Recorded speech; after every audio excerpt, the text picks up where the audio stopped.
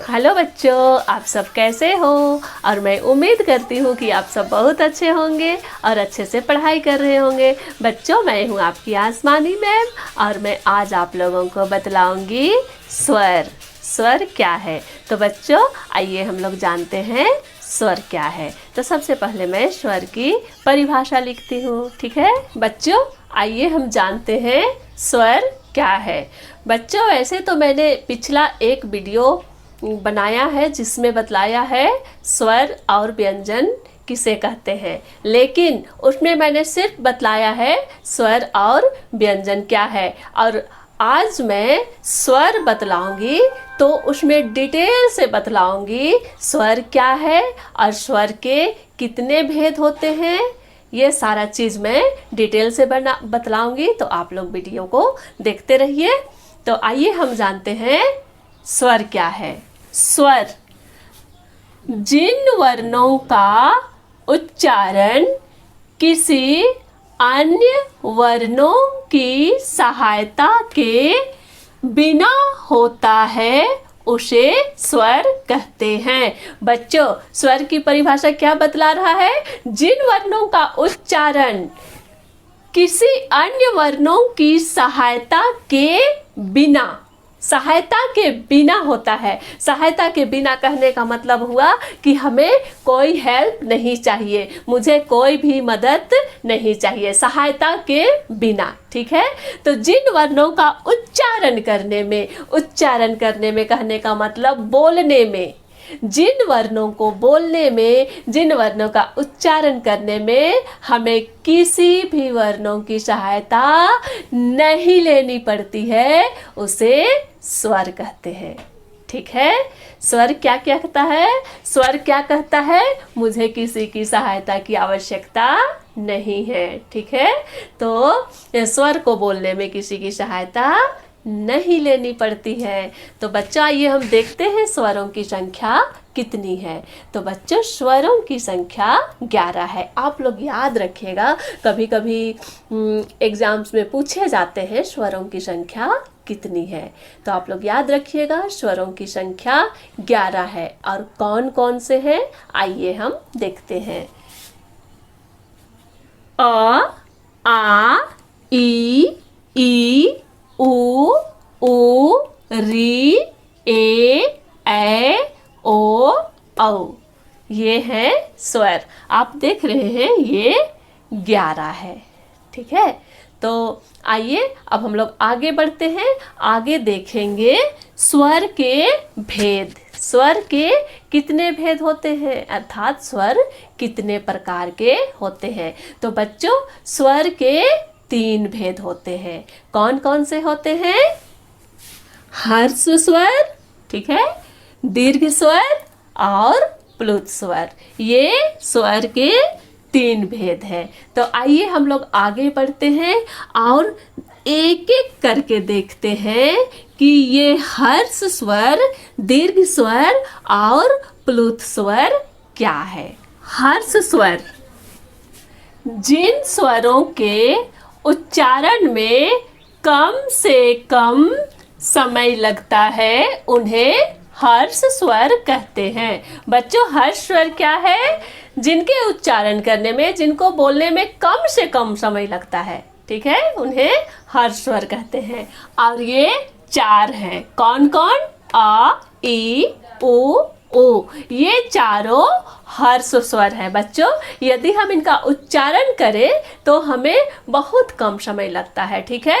आइए हम उच्चारण करके देखते हैं। अ, ई, उ, री। देखें कितना कम समय लगता है। इसे बोलने में हमें अधिक समय की आवश्यकता नहीं होती है। इसे हमें लंबा नहीं खींचना पड़ता है, जितना हम इसको आसानी से बोल सकते हैं, इसे बोलने में हमें कम से कम समय लगता है, ठीक है। तो ये है हर्ष स्वर। हर्ष स्वर क्या है, जिन स्वरों के उच्चारण में कम से कम समय लगता है उन्हें हर्ष स्वर कहते हैं। ये 4 हैं। अ, ई, उ, री, ठीक है। तो आप लोग समझ गए हर्ष स्वर क्या है। तो आइए हम आगे बढ़ते हैं। दीर्घ स्वर। दीर्घ स्वर जिन स्वरों के उच्चारण में हर्ष स्वर से अधिक समय लगता है उन्हें दीर्घ स्वर कहते हैं। ये 7 हैं। दीर्घ स्वर कितने हैं? 7 हैं। आ, ई, उ, ए, ओ, औ। बच्चों, हमारा परिभाषा क्या बतला रहा है कि जिन स्वरों के उच्चारण में हर स्वर से अधिक समय लगता है, या हम कह सकते हैं कि हर स्वर से 2 गुना समय लगता है। स्वर वर्ण को उच्चारण करने में हर्ष स्वर की अपेक्षा 2 गुना समय लगता है।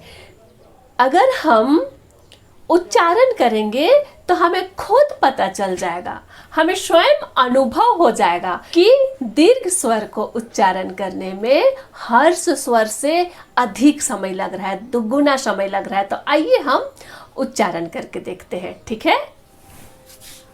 आ लगा ना बच्चों? 2 गुना समय, अधिक समय। आ कितना कम समय लगा? यहां हम बोले आ, हर स्वर से 2 गुना समय लग रहा है, ठीक है। ई, उ, ए, ओ, औ लग रहा है ना? हर स्वर से 2 गुना समय। तो बच्चों, ये है दीर्घ स्वर।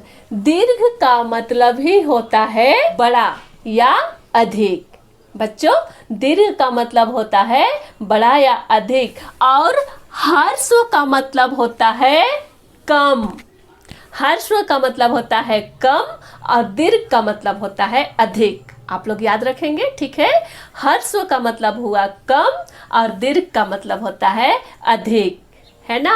हर स्वर को बोलने में, हर स्वर को उच्चारण करने में कम समय लगता है, और दीर्घ स्वर को उच्चारण करने में हर स्वर की अपेक्षा अधिक समय लगता है, या कह सकते हैं 2 गुना समय लगता है। और हम उच्चारण करके भी देख लिए कि हर स्वर को उच्चारण करने में कम समय लगता है और दीर्घ स्वर को उच्चारण करने में अधिक समय लगता है, ठीक है।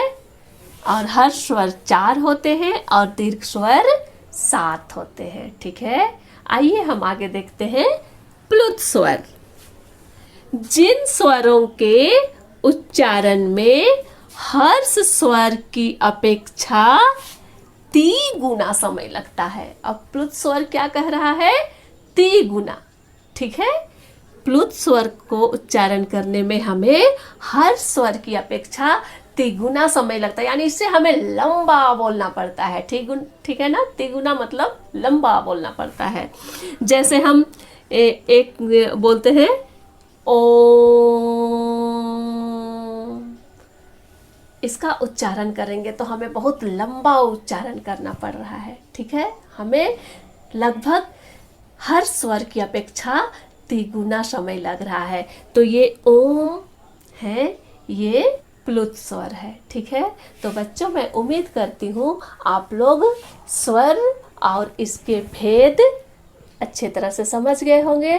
तो बच्चों, आप लोगों के मन में कोई भी सवाल हो तो आप लोग कमेंट बॉक्स में जा कर के पूछ सकते हैं, ठीक है। तो मैं आज का वीडियो यहीं समाप्त करना चाहती हूँ। तब तक के लिए बाय बाय।